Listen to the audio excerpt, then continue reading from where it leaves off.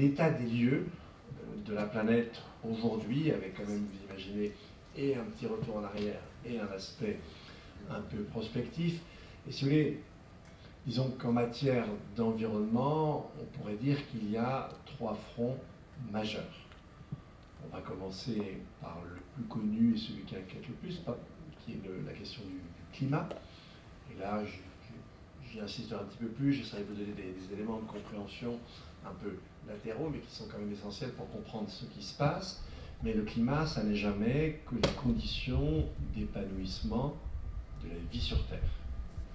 Et donc, si pour défendre le climat, on détruit la vie, ce n'est pas tout à fait absolument optimal. Donc, le deuxième front, c'est l'état du vivant. On séparera bien l'évolution de certaines populations, l'accélération du taux d'érosion des espèces. Et puis, très brièvement, j'aborderai la question des ressources, de la disponibilité des ressources, sans lesquelles il n'y a pas de vie, et plus largement, il n'y a pas d'activité économique. Et puis, in fine, j'évoquerai quand même, au moins pour qu'on ne parte pas avec l'estomac totalement dans les talons, j'évoquerai un peu des perspectives quand même un peu moins noires que malheureusement la situation que je vais brosser. Mais je vous rassure, je n'y suis pour rien.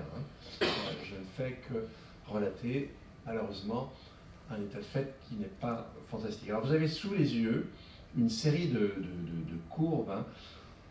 En haut à gauche, les 2 premières, la population, et vous voyez toutes les courbes, quelles qu'elles soient, toutes les courbes s'envolent à compter des années 50, du siècle dernier. Évidemment, la première est celle qui conditionne, enfin il y en a 2 qui conditionnent, parce que vous voyez tout de suite, le type d'évolution n'est pas quand même exactement le même, mais la population humaine double.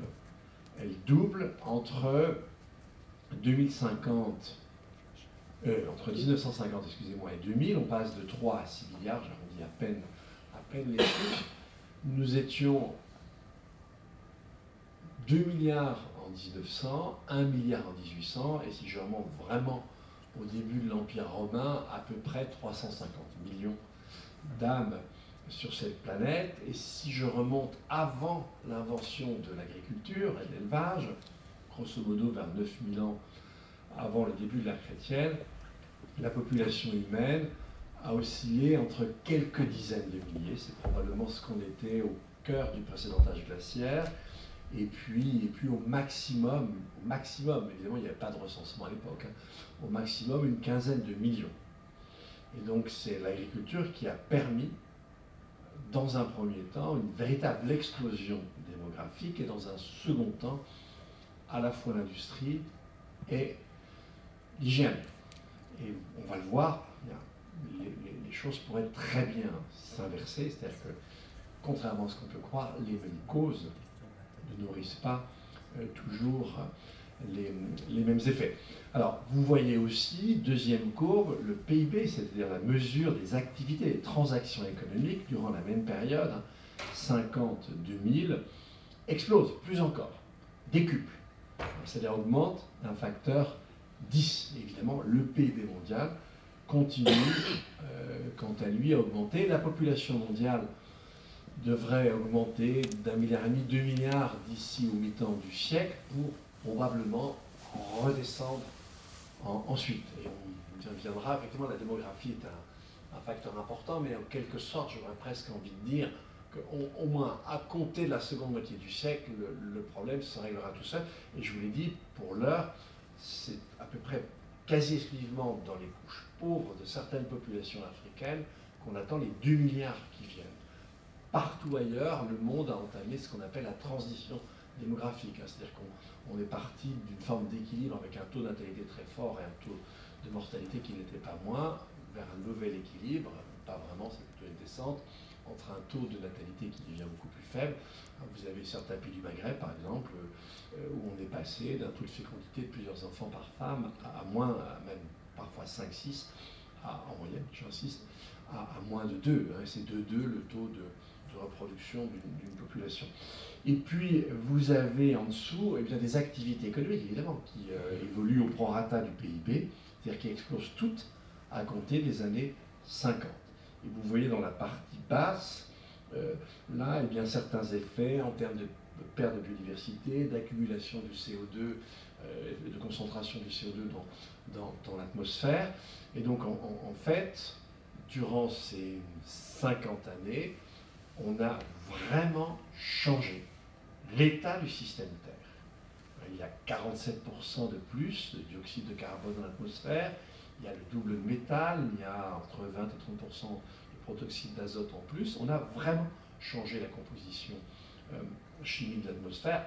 On a carrément, je peux le dire, dézingué une grande partie du vivant, vous verrez en tout cas du vivant sauvage. Le vivant domestique, c'est justement, on y reviendra, c'est autre chose. Donc, on est rentré dans ce qu'on appelle l'Anthropocène. L'Anthropocène vient, si on date son début de 1950, c'est ce que les courbes, vous voyez, c'est ce qu'on appelle la grande accélération.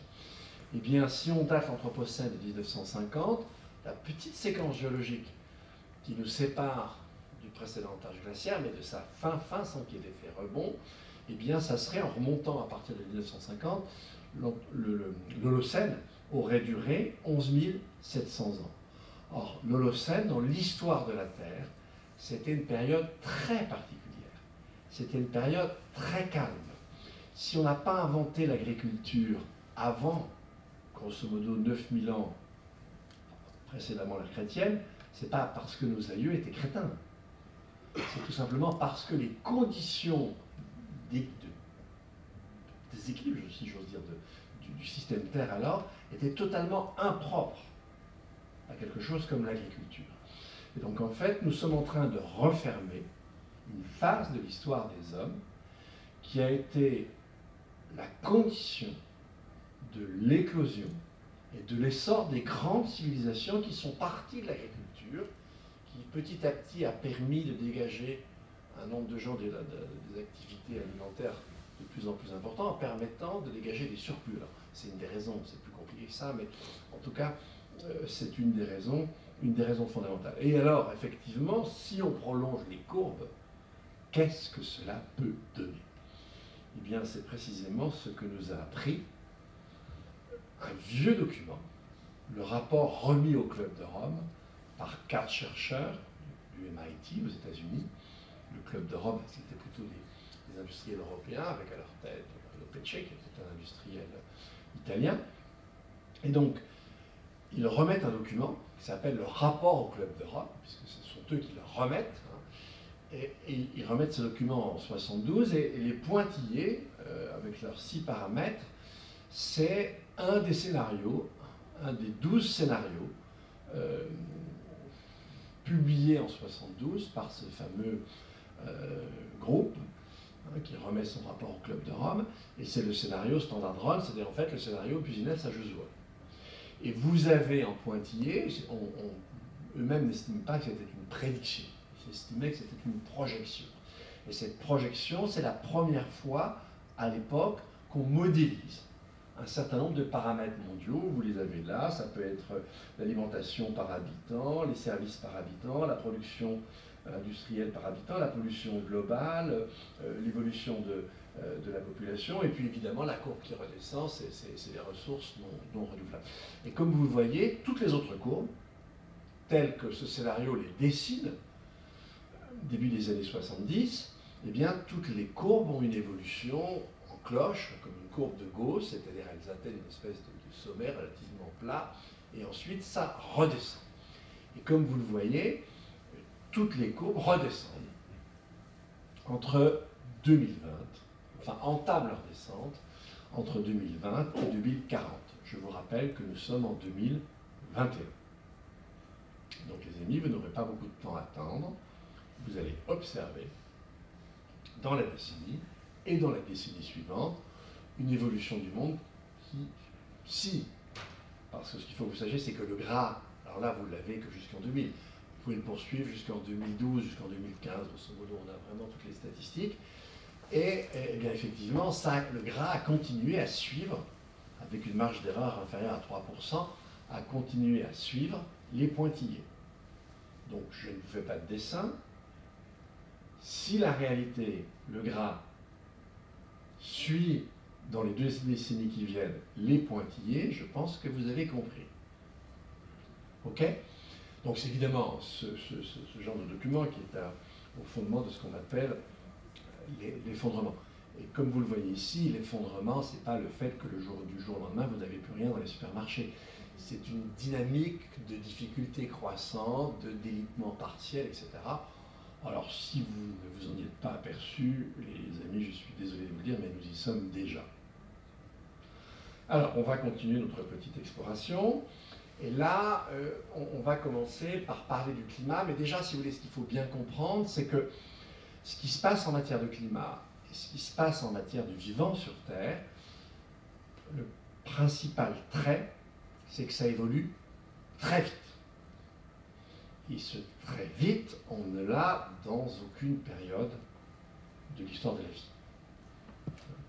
C'est nous qui provoquons, c'est-à-dire justement, on revient à ce que je vous ai appelé tout à l'heure, cette séquence dans laquelle on serait rentré, qui s'appellerait l'Anthropocène, c'est tout simplement qu'on imposerait, dans un premier temps, on imposerait au système Terre un rythme d'évolution qui est apparenté à celui de l'histoire et qui n'a rien à voir avec l'évolution naturelle du système préalablement. Et qu'il s'agisse du vivant ou qu'il s'agisse du climat, ce qui va le voir dans chaque cas, je vous le rappellerai, ce qui caractérise l'évolution de ces deux états du système Terre, c'est leur rapidité.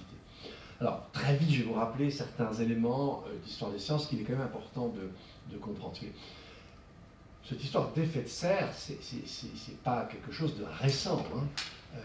En fait, l'expression effet de serre, elle est inventée par un savant genevois qui s'appelle Horace Bédillic de Saussure, qui construit une petite machine en bois avec des feuilles de verre, et sous chaque feuille de verre, effectivement, la température augmente. Maintenant, pour que vous compreniez bien ce qu'on entend par effet de serre, parce que l'effet de serre est d'abord un phénomène naturel. S'il n'y avait pas, tout d'abord de la vapeur d'eau, c'est le plus important des gaz à effet de serre, ensuite du dioxyde de carbone, du méthane, et du protoxyde d'azote, et aujourd'hui on rajoute des gaz artificiels, ça ce sont les principaux gaz à effet de serre naturels, eh bien la température sur Terre serait beaucoup plus froide. Et justement, Horace Bédillic de Saussure, quand il accomplit la première escalade du Mont Blanc, à la fin du XVIIIe siècle, avec le français Balmat, eh bien, il se rend compte, ce qu'on avait quand même constaté, rassurez-vous, auparavant, mais que depuis la Terre, quand on s'approche du Soleil, il fait de plus en plus froid. Et donc, effectivement, on va identifier, pendant le demi-siècle qui va suivre, les différents gaz qui sont responsables du fait que, à la surface du sol, la température est plus élevée, et dans les basses couches de l'atmosphère, elle est plus élevée. D'ailleurs, elle ne change en ce moment que dans les basses couches de l'atmosphère. Dans les hautes couches de l'atmosphère, la température, elle ne bouge pas. Notre influence est inexistante. Or, s'il n'y avait ni vapeur d'eau, ni dioxyde de carbone, etc., ni protoxyde d'azote, ni méthane, la température sur Terre serait en moyenne de moins 18 degrés. Donc, si vous avez chaud, enfin aujourd'hui un petit peu moins, mais bon, si vous avez chaud normalement dans l'année, la température sur Terre est plutôt quand même de 15 degrés, si vous avez chaud dans l'année, eh bien c'est grâce à ces gaz à effet de serre. Et il suffit d'un très petit niveau de concentration à piéger le rayonnement solaire, à faire qu'il ne reparte pas tout de suite dans l'atmosphère, mais qu'il stationne dans les basses couches de l'atmosphère en les réchauffant. Et c'est pourquoi, quand on monte en altitude, évidemment la température varie en gros d'un demi-degré tous les 100 mètres, c'est tout simplement parce que ces gaz se raréfient. Donc on va passer à peu près un demi-siècle à identifier ces différents gaz, à prouver expérimentalement effectivement leur effet de piégeage, et en gros, au cours de la décennie 1860, nos connaissances sur l'effet de serre naturel, et à l'époque on ne met pas du tout les êtres humains en relation avec ce phénomène, nos connaissances sont stabilisées par le physicien irlandais Joseph Tyndall en 1866. Depuis lors, on n'a pas changé la théorie de l'effet de serre naturel. Alors, fin du 19e, début du 20e siècle, il y a un chimiste suédois qui se dit que, bien, au cours du temps,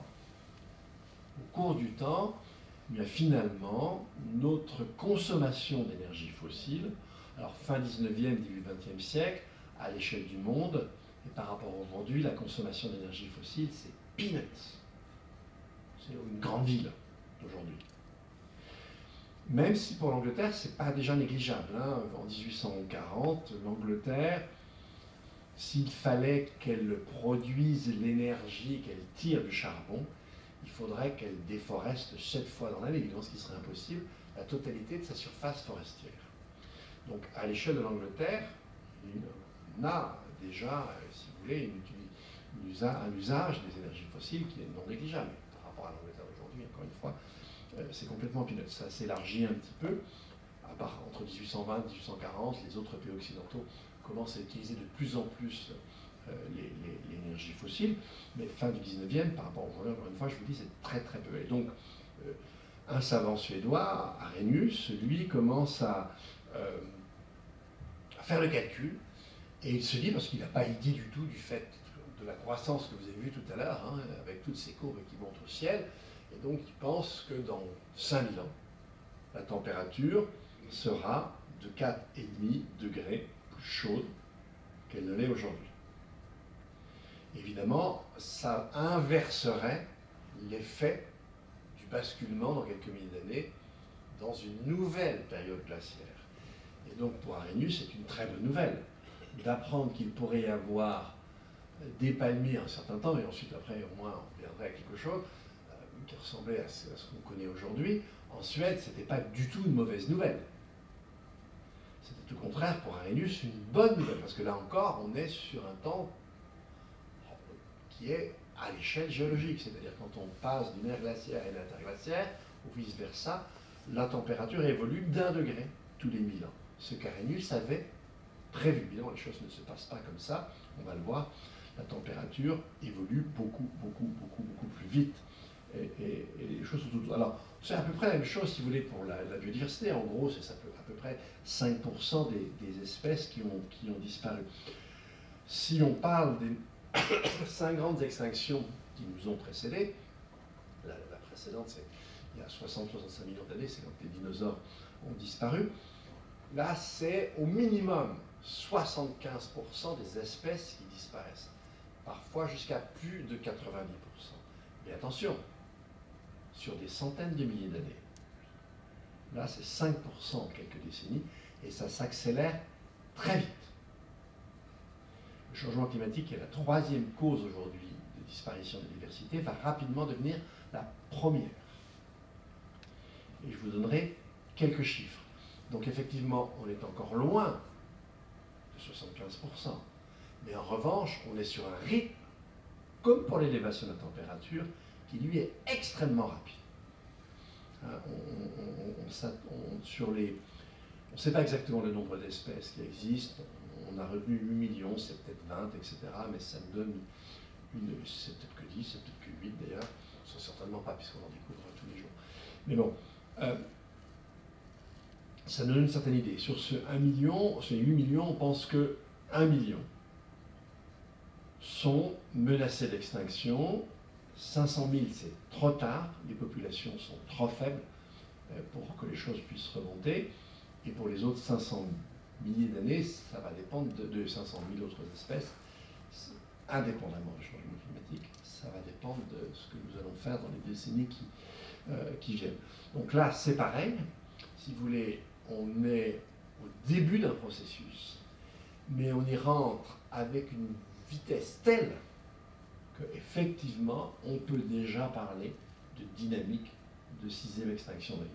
Alors on va un petit peu avancer sur tout ça. Je vais laisser tomber tout ça et je vais plutôt vous commenter cette courbe. En fait, si vous voulez,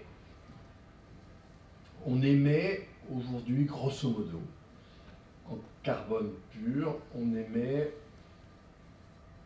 10 milliards de tonnes par an. Si je traduis ça en CO2, c'est 4 fois plus, c'est 40 milliards. Si j'ajoute les autres gaz, les incendies, etc., c'est entre 50 et 55 milliards de tonnes que l'on ajoute chaque année dans l'atmosphère. Et en fait, la moitié de cette quantité est absorbée par les écosystèmes terrestres ou marins, le reste s'accumule. dans l'atmosphère. Alors que Dieu merci, 90% de la chaleur provoquée par ce système disparaît dans les océans. Sinon, on serait déjà cramé, les amis. 90% disparaît dans les océans. Alors, est-ce que ça continuera et combien de temps? Je n'en sais rien, et personne ne le sait. Alors, ce qu'il faut bien comprendre, c'est que si vous regardez la courbe, et là, on prend comme référentiel la température de la première moitié du XIXe siècle, et on voit partir la courbe en 1850. Donc de 1850 à 1940, là commence un plateau, et bien, si vous voulez, la température a augmenté de 2 dixièmes de degré. Ces 2 dixièmes-là, nous n'y sommes pour rien. C'est la fin de ce qu'on appelle le petit âge glaciaire. Le petit âge glaciaire, c'est une période qui commence sur Terre au tout début du XIIIe siècle, qui va devenir sensible dans la partie ouest de l'Europe, celle qui nous concerne, en gros vers 1335-36, c'est-à-dire au début du second tiers du XIVe siècle. Et là, ça va devenir méchant. Nos aïeux ne rigolent pas. Il y a 2 décennies qui s'enchaînent avec, si vous voulez, un refroidissement très net, qui donne des étés froids, pluvieux, et les récoltes, en grande partie, pourrissent sur place. Et donc, lorsque la peste noire arrive dans la partie ouest de l'Europe, entre 1347 et 1349, eh bien, la peste noire atteint une population européenne qui est dénutrie, en très mauvaise santé. Et donc, en fait, c'est entre 2 personnes sur 3 et 1 personne sur 2 qui meurent en quelques semaines. C'est un traumatisme énorme. Alors, on sait, ce n'est pas la première peste, hein, on a connu différentes pestes. La peste justinienne, c'était pas mieux, c'était à peu près une mortalité à peu près équivalente. Et en général, ces pestes viennent justement à un moment de refroidissement.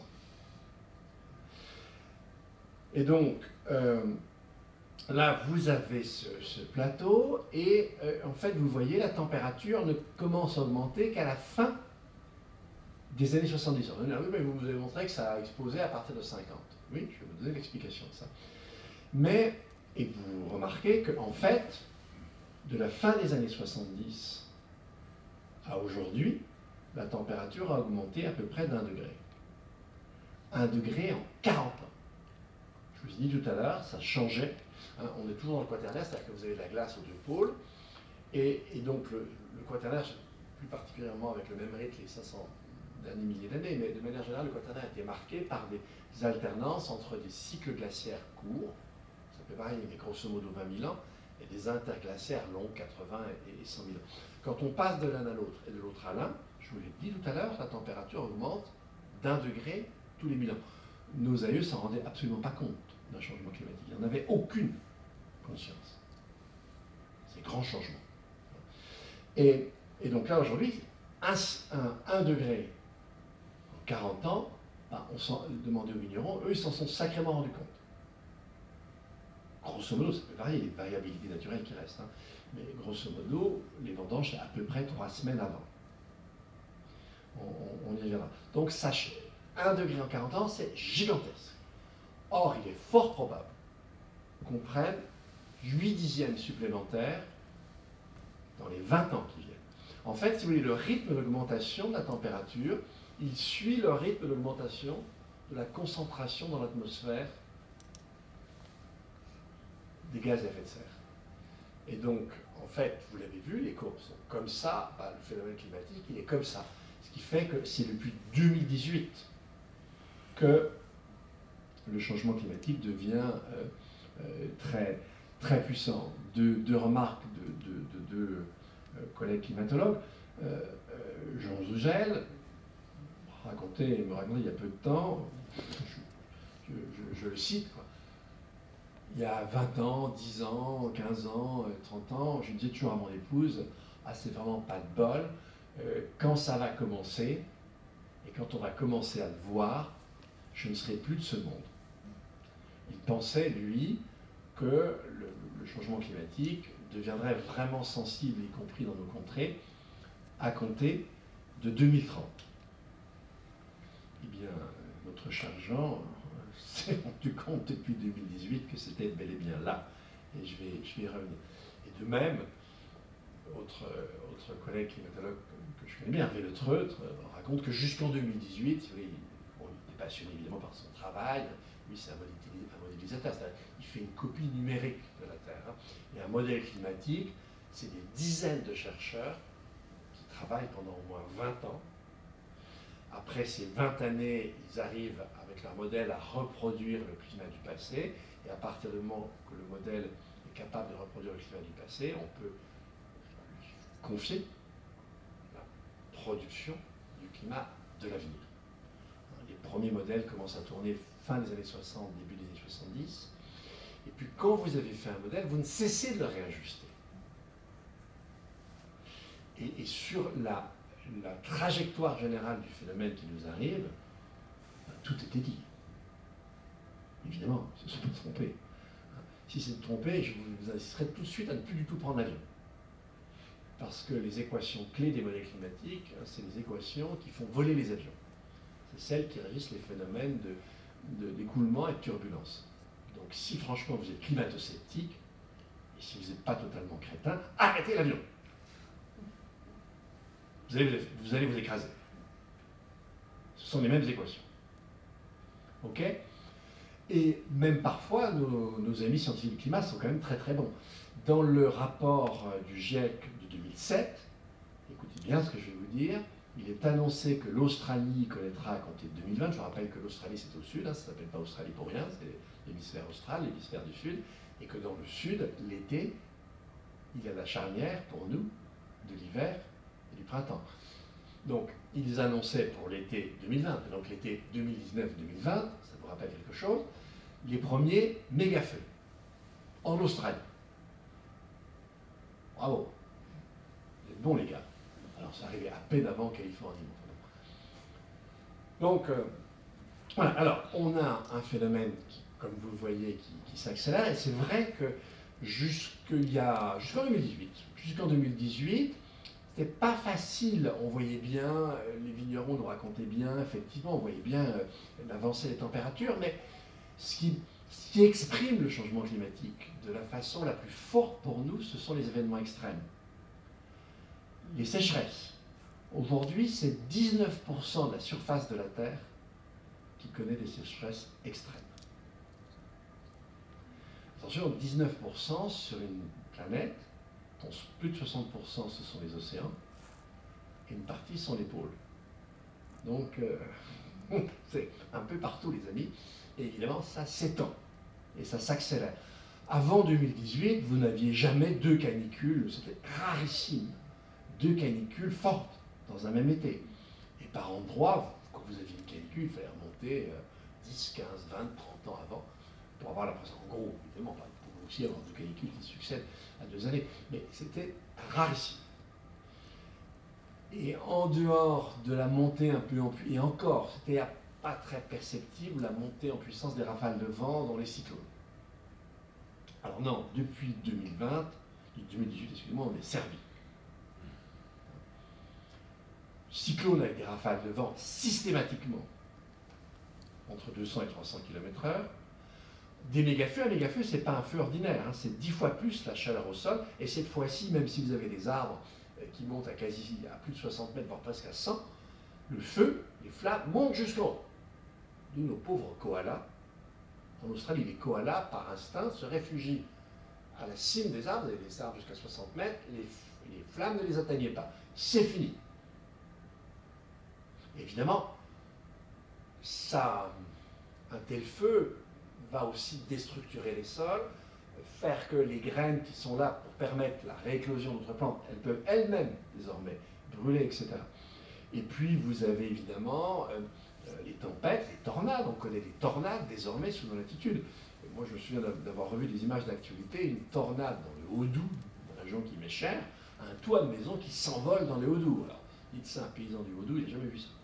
Voilà, oui, c'est arrivé les amis. On a des cyclones qui remontent dans l'Atlantique Nord, je vous montrerai tout à l'heure, l'Atlantique Nord-Est, l'Atlantique Nord-Ouest, on a même des quasi-cyclones qui arrivent en Méditerranée, on a, qu'est-ce que j'oublie, des inondations qui, comme les incendies, sont hors normes, des maxima de température qu'on n'a jamais connus, on y est, on est dedans, et c'est le début. Alors, je vais juste vous montrer quelques bricoles.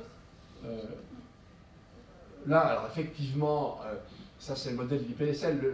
Il y a un petit problème dans le schéma. Ça ne peut pas être un trait tranché comme ça 2040. C'est une fourchette. Mais disons, à compter de 2040, nous connaîtrons très probablement, et là je vais vous expliquer mon écart de tout à l'heure, très probablement des années à plus de 2 degrés.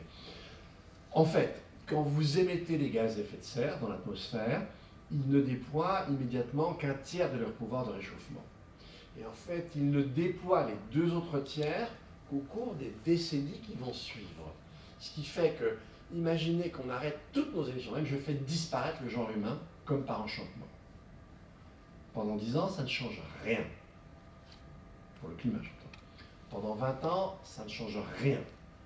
La 3e décennie, ça change un petit peu, et ça change après de plus en plus ensuite. C'est-à-dire, en d'autres termes, le climat d'aujourd'hui, c'est nos émissions d'il y a 20 à 30 ans.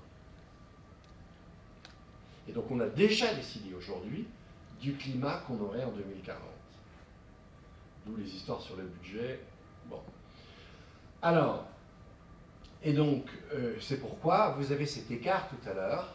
Effectivement, nos émissions commencent à augmenter sensiblement à compter de 50, mais compte tenu de l'inertie, puis compte tenu du fait qu'il faut un certain temps pour qu'elles atteignent un certain degré de concentration, le phénomène d'élévation de la température moyenne ne commence à être visible qu'à la fin de la décennie 70. Alors, je laisse passer là les derniers scénarios, je vais même passer ça. En fait, on va prendre quelque chose qui est assez spectaculaire, c'est les maxima de température qu'on connaît désormais. Et en fait, il y a 4 ans, vous aviez une étude qui avait été publiée par des jeunes chercheurs de Météo France qui nous annonçait que dans l'est de la France, on pourrait avoir à la fin du siècle, avec une hausse de la température de 3,5 degrés, 4 degrés, on pourrait avoir dans l'est de la France des maxima de température qui pourraient aller jusqu'à 50, 55 degrés. Tout le monde avait rigolé. Manque de chance, 2 ans après, fin juin 2019, vous avez un maxima dans un petit village de l'Hérault de 46 degrés. Le même été, mais fin juillet, vous avez 42,6 à Paris, et en banlieue parisienne, vous avez 43 degrés. Et en fait, désormais, vous avez eu 50 degrés à Athènes cet été, vous avez eu 48 degrés dans le sud de la Sibérie, donc au sud du cercle arctique. 48 degrés en juillet. En juillet, vous avez eu 49,6 à Lytton, latitude de Vancouver, à peine plus au nord de Paris. Et à Syracuse, vous n'avez eu que 47,8. Donc effectivement, attention, on peut avoir dans des latitudes nord des maxima de température qui seront plus élevés que dans le pourtour de la Méditerranée. En revanche, les températures de 50 degrés deviennent maintenant, dans des lieux qui ne sont pas désertiques, récurrentes au monde. Donc là, effectivement, les amis, le climat a changé. Je vais prendre l'exemple de Genève. Donc, on dit prochainement, le climat à Genève sera celui de Lecce. Lecce, c'est une petite localité tout au sud de la Beauce italienne. C'est une ânerie. Parce que c'est penser que le dérèglement climatique, ça n'est que la température. Mais non! Le dérèglement climatique, ce sont aussi essentiellement les événements extrêmes. Ce n'est pas du tout le climat de Lecce, c'est n'importe quoi. Et en fait, c'est là où je t'en passe à toute vitesse, je vais accélérer. Là, vous avez des projections sur l'évolution. Là, on s'arrêtait en 2019, et là, vous avez une projection donc, des jours qui vont se situer entre 25, 30, 35, etc. Et là, effectivement, si vous voulez, on a un changement total du climat. C'est-à-dire qu'à partir du moment où vous avez un nombre de jours important sous nos latitudes, on est entre 25, 30, 35, 30, 35, 40, au-delà de 40 degrés, vous avez un système climatique qui n'est plus le même. Je vous rappelle que les céréales n'aiment pas beaucoup la chaleur. Quand on monte dans les 30 degrés, eh bien, elles captent moins d'énergie, et il y a donc très peu d'énergie qui va dans les grains, et le reste, l'essentiel, va dans les racines. c'est pas la peine de jouer les malins et de penser à votre référentiel. Ce qui nous arrive, c'est jamais arrivé dans l'histoire de la Terre. Nos sens, notre expérience sont incapables de nous dire quoi que ce soit. Si on n'avait pas ces modèles climatiques, on ne comprendrait rien à ce qui nous arrive. Ce qui nous arrive, on le sait, au moins, depuis le début des années 70. Et encore, en fait, le premier rapport remis au président des États-Unis de l'époque, c'est un rapport qui est remis en 64-65. Et en fait, le document qui a fait basculer la communauté scientifique, c'est le rapport Charney de 79. D'où la première conférence climatique internationale, celle de La Haye de 79. Et moins de 10 ans après, vous avez la création du GIEC en 88.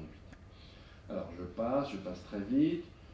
Là, par rapport à certaines projections sur la fin du siècle, l'été 2003, il faisait frais, les amis. Là, c'est tout simplement pour vous montrer des inondations hors normes. C'est comme la chaleur. Là, on peut avoir des zones entières, totalement urbanisées, qui sont recouvertes d'eau. Si vous aviez l'équivalent d'une inondation comme celle que Paris a connue en 1910, il était calculé que le coût pour le PIB français, c'est 28% du PIB. Une seule inondation. Il y a à peu près qu'une centrale nucléaire pour faire aussi bien, quand ça pète. Alors, là, c'est simplement vous montrer la mer de glace. Je pense qu'à vous, je n'êtes pas très sensible à la mer de glace, mais enfin, elle n'a de mer aujourd'hui, depuis très longtemps d'ailleurs, plus que le nom. Hein. Si vous regardez les photos de la mer de glace dans les années 50, c'est une vraie mer. Vous avez des vagues, et les vagues sont au niveau du montant vert. Aujourd'hui, c'est plus de 200 mètres plus bas. C'est des cailloux mélangés avec un peu de glace. Hein, et la profondeur du glacier est très très fine à cet endroit-là. Et il se termine pratiquement à cet endroit-là. Et tous les glaciers dans les Alpes, tous les glaciers qui prennent leur source en dessous de 3500 mètres, auront disparu dans la quinzaine d'années. Avec des problèmes, évidemment, vous imaginez l'approvisionnement d'eau. Voilà. Là, évidemment, quand vous avez une forêt qui est fragilisée, les forêts ont horreur de la sécheresse. Quand vous avez une forêt qui est fragilisée par la sécheresse, ben, arrivent les scolites. Hein, je vais très vite. Voilà, hop, le front qui avance, et puis ça vous donne ça. Et ça maintenant, ça c'est du côté de Vancouver, ça vous avez ça dans nos forêts françaises. Hein. Là, je travaille pour le Luxembourg. Un tiers de la forêt luxembourgeoise qui est composée de résineux est dans cet état-là. On avance très vite. Alors là, c'est pour vous montrer, ok, nos modèles nous ont bien indiqué la direction dans laquelle on allait. On n'en a tenu aucun compte, hein, mais ils nous ont bien indiqué ça depuis des décennies.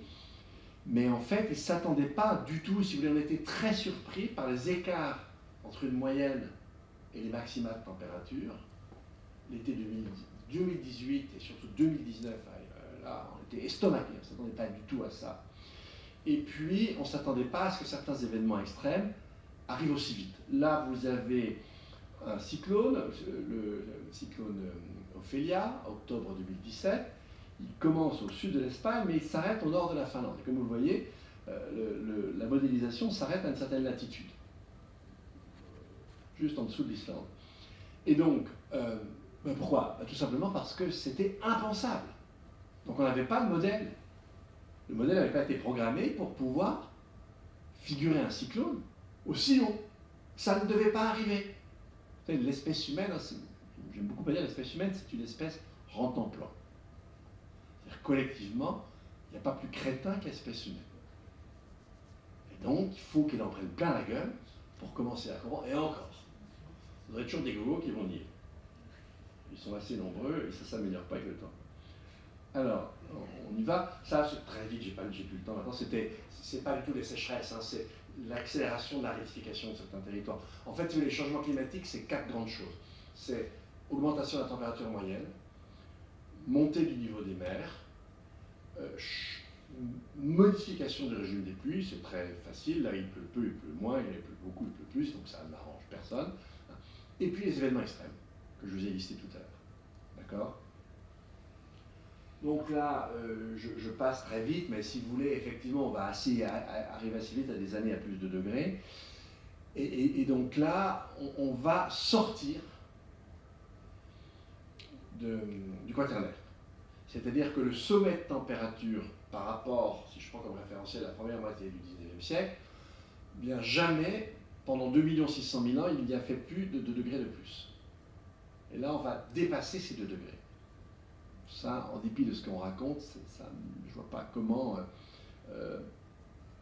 ça va devenir possible. Alors, les 1,5 degrés, je vous ai dit, il y a un gros problème entre budget et inertie, mais même si je prends au sérieux mon budget pour les 1,5 degrés, on a déjà bouffé 90%, de toute façon, on explose. Et compte tenu de l'inertie du système, y compris du système économique d'ailleurs, eh bien, j'espère qu'on n'ira pas bien au-delà des 2 degrés, mais on les dépassera très très probablement. Alors, je vais très vite, je vais aller au bout, si vous voulez. En fait, ça veut dire quoi, toute cette affaire? Eh bien, si je veux résumer ce qui nous arrive, et l'effondrement des bilans dont je parlerai avant, va simplement accentuer fortement ça. Mais en fait, si vous voulez, l'enjeu aujourd'hui, c'est l'habitabilité de la Terre. Premier enjeu, c'est la réduction de l'habitabilité de la Terre. Alors ça vient d'où la réduction de l'habitabilité de la Terre? Tout d'abord de la montée du niveau des mers. Le réchauffement, plus une eau est chaude, plus elle devient dense. Donc les océans augmentent leur volume.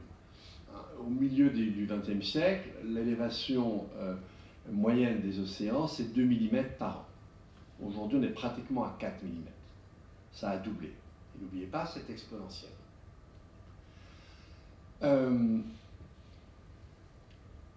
Donc, évidemment, ce qui est dangereux, c'est pas quand un territoire est submergé. Il est submergé, on a compris, on n'est plus là. Hein. Le moment délicat, c'est avant. C'est-à-dire, c'est marée exceptionnelle, marée d'équinoxe, etc., inondation d'ailleurs qui peut venir de l'autre côté. Et là, vous avez une submersion d'un territoire qui est encore habité. Vous avez la salinisation des nappes phréatiques. Salinisation des nappes phréatiques veut dire que les sols deviennent impropres à l'agriculture. Alors là, nos amis les paysans du Gange, ils sont aux premières loges. Hein. L'état du Nil, c'est pas beaucoup mieux. Ça y est, c'est en cours. Vous avez des terres qui ont été cultivées depuis des millénaires, qui ne peuvent plus l'être. Alors, là, on a aussi des régions qui peuvent devenir tellement arides qu'on n'y fait plus rien pousser et qu'on doit dégager. Là, on est dans la réduction physique. Maintenant, on va prendre un phénomène intermédiaire, ce qu'on appelle, et je reviendrai après à ce schéma avant, on va parler de la chaleur humide. C'est quoi la chaleur humide? Eh bien, vous êtes sous les tropiques, il fait 35-36 degrés. Et puis, l'humidité augmente. L'humidité dépasse les 80%. Il ne faut pas être complètement crétin pour comprendre que si le taux d'humidité est au-delà de 80%, moi je régule comment ma température intérieure? Chacun d'eux est une machine thermodynamique. Je régule par ma transpiration. Si effectivement l'air ambiant est très humide, ce que j'arrive à extraire de mon corps comme chaleur, c'est peanuts. Évidemment, à un moment donné, c'est même plus rien du tout. Et donc évidemment, si je ne peux plus réguler ma température intérieure, ben, elle monte. Et si en plus il fait même plus de 35-36, il fait 40 ou que sais-je, avec une forte humidité, c'est l'horreur. Et là, si c'est 35-36 avec un peu plus de 80% d'humidité, je vais mettre 10 heures à crever. Mais si j'augmente les deux paramètres, ben, je crève beaucoup plus rapidement. Alors, le GIEC est sympa, il nous dit effectivement, la Terre est inhabitable, c'est-à-dire que pendant la journée, les amis, soit il faut tous les X heures trouver un point moins chaud ou moins humide, ben pour travailler dehors, ça devient difficile. Et tout travail de force dehors est impossible. Moi, je veux bien que vous ayez cultivé des champignons sous terre. C'est un peu monotone pour se nourrir. Donc là, on est un peu dans un intermédiaire, la chaleur humide. Et là, vous allez voir les projections, la chaleur humide, c'est pas négligeable. Hein. Laissez tomber les dates, elles n'ont aucun sens. Regardez plutôt les projections. En fait, il faut que je vous dise, les premiers constats de chaleur humide, c'est cet été. Une localité du Pakistan, une localité du Golfe Persique. Mais les autres potentiels sont plus larges. Et puis plus vous augmentez, évidemment, plus elles sont larges. Et si j'arrive à 4 degrés, ben, c'est une grande partie de la Terre. Et là, effectivement, je peux remonter à mon schéma, parce que là, à partir de ce moment-là, les deux se rejoignent. En fait, si vous voulez, l'habitabilité de la Terre, les sciences et les techniques ne l'ont absolument pas accru. Ne me dit n'importe quoi, on peut très bien habiter dans une station scientifique à l'Antarctique. Oui, les amis, ok, vous y habitez, mais attendez, il vous faut nourriture, énergie qui viennent d'air habitable. Sinon, tel que vous êtes habillé maintenant, vous allez tenir combien dans l'Antarctique? À moins 50, vous allez tenir 1 ou 2 minutes ou 3 minutes. Hein. La mort vient assez vite. Les sciences et techniques n'ont rien changé à cela. Or, dans un scénario, j'espère qu'on n'atteindra jamais ce scénario, même si on est une espèce d'abruti, je pense qu'on n'ira pas jusque-là. Mais un scénario à 4 degrés, de plus. Alors attention, 2 degrés ici, 2 degrés planétaires, c'est 4 degrés ici à Bourges. Hein. Mais 4 degrés planétaires, différent. Là, nous montre cette étude, c'est à peu près un tiers de la surface de la Terre qui connaît une moyenne annuelle de 29 degrés. Aujourd'hui, c'est 0,8% de la surface terrestre à 29 degrés en moyenne. Et donc là, on n'y vit pas. Donc, est-ce que vous comprenez comment une espèce est en train... Si vous voulez, imaginez un chien, excusez-moi, mais qui fait ses besoins dans sa niche et qui la détruit. C'est à peu près ce qu'on fait. Nous, le besoin, ça s'appelle le carbone. On en fout partout. Et dans la joie, et on est content, et on est fier. On appelle même ça l'anthropocène, pour vous dire à quel point on est fier. C'est l'ère de l'homme. On se fout en l'air, on appelle ça l'ère de l'homme. Vraiment, une espèce un peu tarée, je suis vraiment désolé. Alors, je l'évite, hein, vous avez compris, ça va pas bien. Ok. Là, on va passer, alors, ça, je ne peux pas m'empêcher quand même de ne pas vous lire. Ça, c'est quand même extraordinaire. C'est l'alinéa 5 de l'article 3, écoutez bien, de la Convention cadre des Nations Unies sur les changements climatiques, c'est-à-dire le texte qu'on a signé dans la foulée de Rio et qui est censé réguler la négociation sur le climat. Enfin, bravo les amis, c'est pas étonnant qu'à chaque COP, après chaque COP, les émissions augmentent. Je vous le dis. Il convient d'éviter que les mesures prises pour lutter contre les changements climatiques, d'ailleurs on devrait dire des règlements climatiques, c'est déjà mal barré, y compris les mesures unilatérales, constituent un moyen d'imposer une discrimination arbitraire ou injustifiable sur le plan du commerce international, ou des entraves déguisées à ce commerce. Est-ce qu'on commerce sur une planète à 50 degrés? Est-ce que vous avez envie de faire du shopping à Paris à 50 degrés? Non, on reste à l'hôtel avec la clim. Donc c'est débile. Et c'est un texte international. C'est la convention qui régule. Donc vous voyez bien qu'on n'avait quand même pas décidé quand même de vraiment lutter contre le dérèglement climatique. Ne vous étonnez pas qu'on n'y ait pas réussi, puisque finalement, on s'est donné les moyens contraires. Alors, je passe là-dessus. J'en arrive au... Je passe. Bon.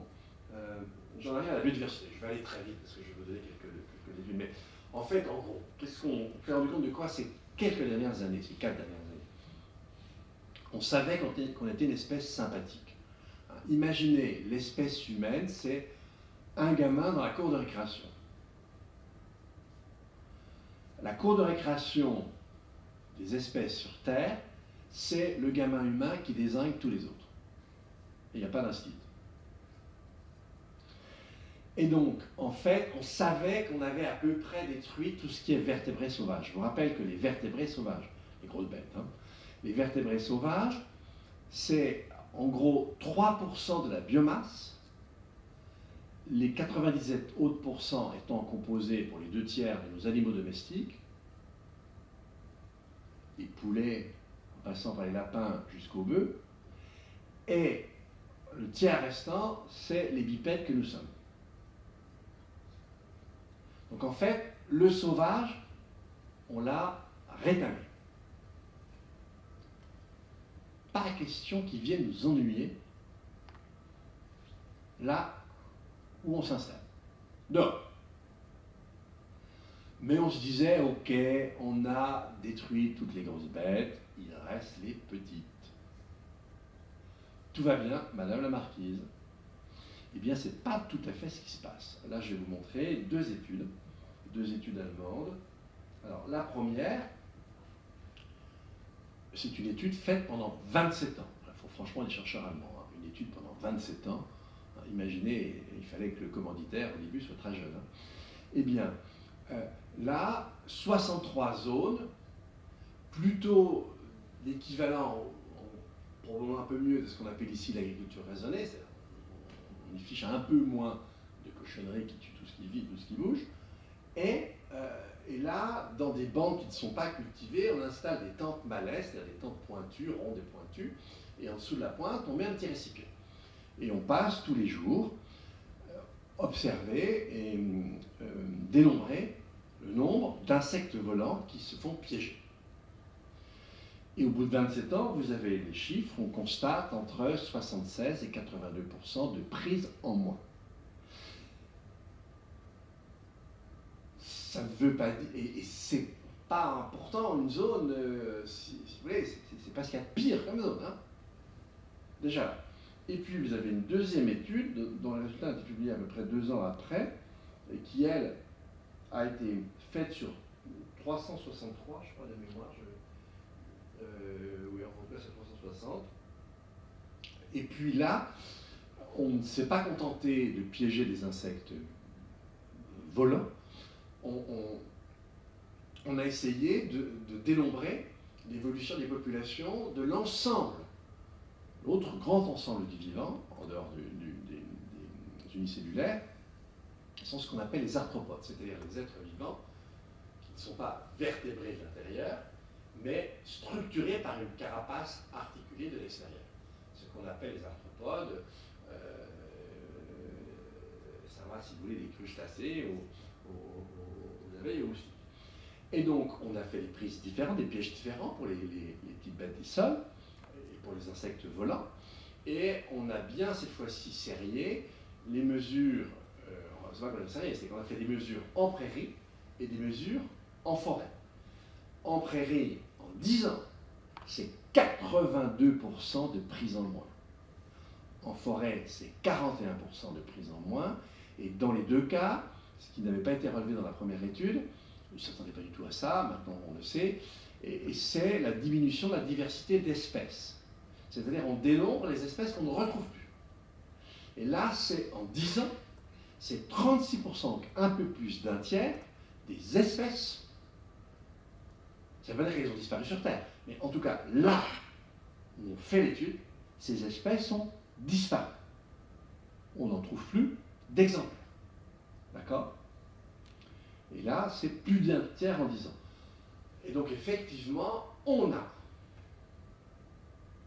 un effondrement. Et si vous regardez maintenant l'étage en dessous, je vais vous donner un exemple. On était dans une ferme tout à l'heure, une ferme bio, la ferme de Sainte-Marthe, où il y a un conservatoire des variétés anciennes. Il y a une thèse qui va être très prochainement soutenue et qui a été faite en partie en observant, si vous voulez, en cultivant des variétés anciennes. Et bien, quand vous prenez des variétés modernes, il n'y a plus d'endophytes, c'est-à-dire qu'il n'y a plus de microbiote. Quand vous reprenez des variétés anciennes, le microbiote revient. Et en fait, ce qu'on a découvert depuis une vingtaine d'années, c'est l'importance du microbiote pour le vivant, et notamment pour notre santé. Si vous voulez, nos organismes, vous savez qu'on a 10 fois plus d'unicellulaires en nous que nous n'avons de cellules, mais en plus, un être vivant ne vit pas sans microbiote. Et on a dézingué ce microbiote avec nos techniques modernes. Donc, ça suffit, le vivant rétabli, les amis. Et puis, on continue. Donc là, c'est le référentiel des limites planétaires. Si vous intéresse, je reprendrai avec vos questions. Là, c'est simplement certaines ressources. Je vais très vite parce que ça fait déjà longtemps que je vous parle. Là, schéma important. En fait, depuis des décennies, on a réussi à faire qu'une chose. C'est accumuler des sources différentes d'énergie. Là, aujourd'hui, on devrait se passer de 80% de notre énergie primaire, que sont nos fossiles. Ouais, on peut se se marrer un peu, mais en fait, il faudra quand même le faire. Alors, là, c'est les rendements décroissants, je passe, mais voilà, juste pour vous montrer ça, et après, on va quand même un peu voir les perspectives.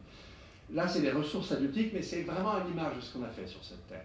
C'est les ressources halieutiques, donc les ressources en poissons, au début du XXe siècle, dans l'Atlantique Nord.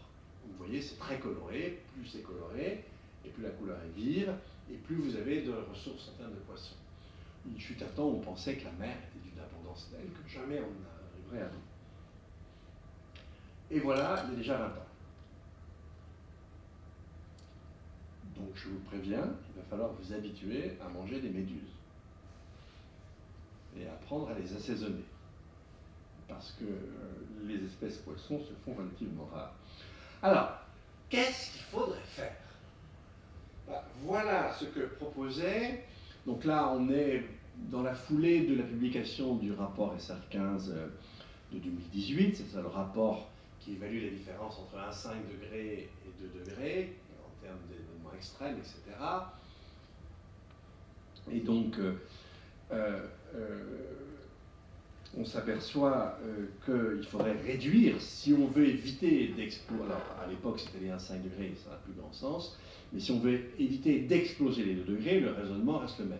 C'est-à-dire qu'on a même moins de 10 ans maintenant pour réduire à l'échelle mondiale nos émissions de plus de la moitié, presque 60%. C'est pour la France, ça serait 63.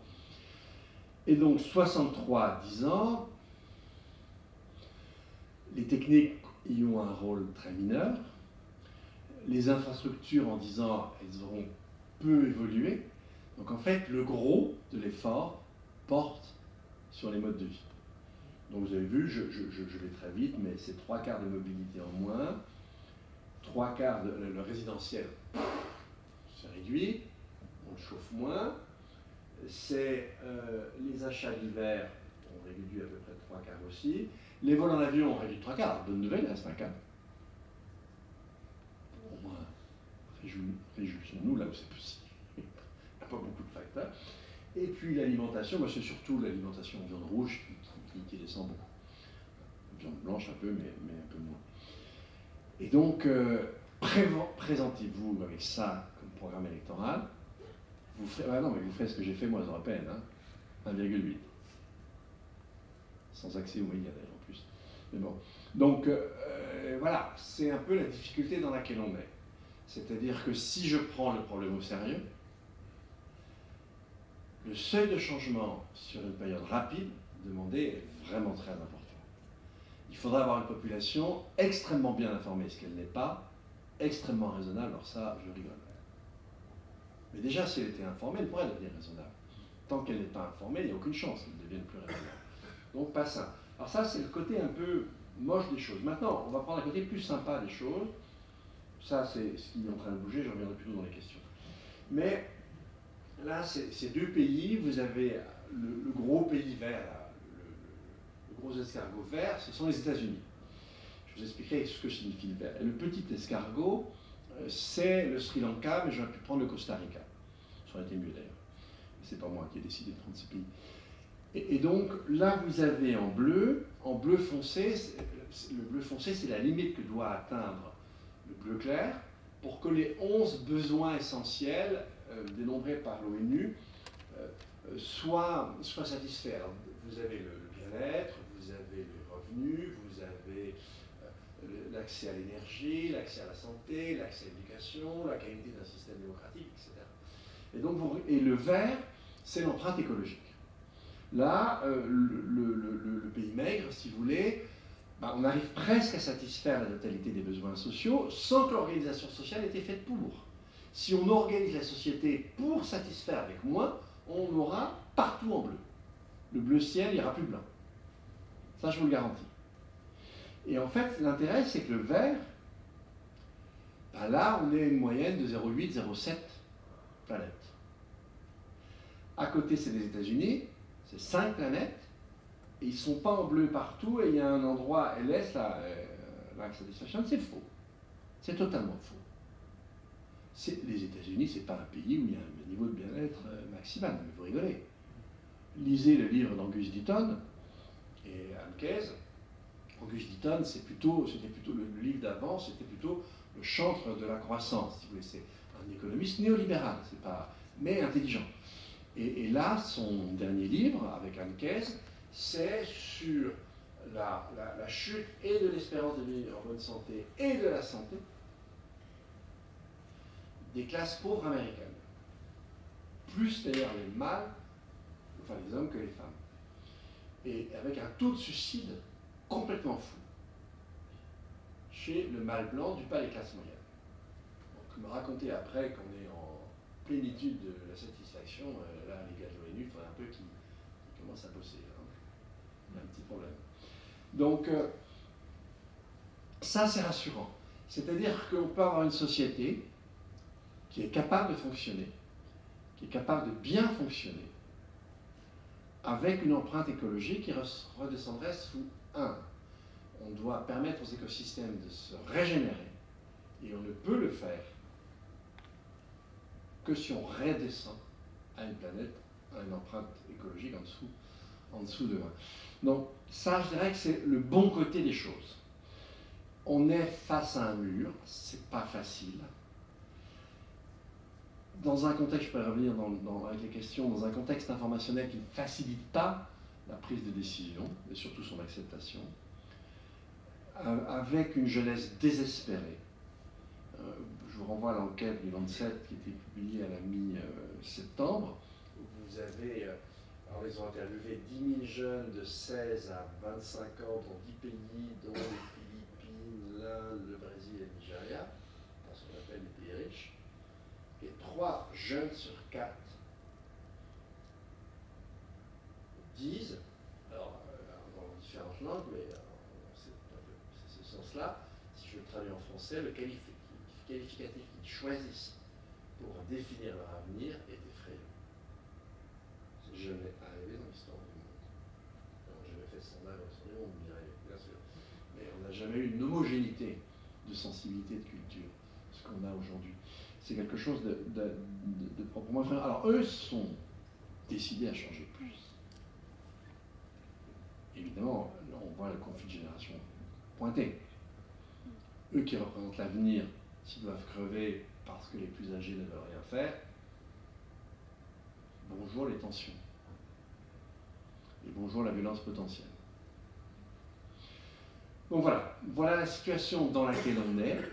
Donc effectivement, c'est pas très sympathique, mais il nous reste quelques années pour redescendre le seuil de destructivité. Et ça, c'est de l'ordre de la responsabilité, enfin, de chacun de nous jusqu'à un certain niveau. Voilà, je suis désolé, mais vous avez vu, même la climatisation s'arrête. Pour nous laisser discuter de façon conviviale et en pouvant se comprendre. Donc, là, l'espace est ouvert à vos questions, s'il vous plaît.